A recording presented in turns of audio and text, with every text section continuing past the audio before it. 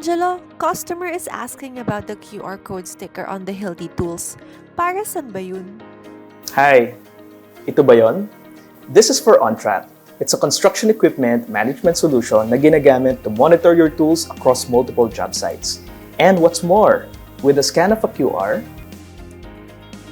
you can actually see the tool information such as serial number and current storage location. Did you also know you can request a repair through OnTrack?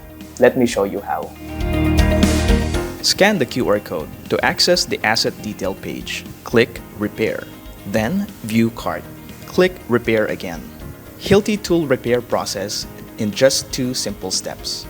Ensure the tool and its serial number are accurate. Describe the issue in the box. Under Repair Costs, choose Accept Repair Cost Limit or set your own repair cost limit or request quote. Choose to package the tool either in a Hilti case or a cardboard box. If all details are correct, click Continue. Step 2. Ensure the pickup address, pickup contact, and pickup date are accurate. Update info with change if needed.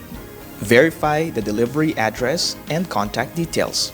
Confirm the billing address and PIC for the payment process. Enter PO, number, or job site name. If all information is correct, check the Terms and Condition box and click Submit Order.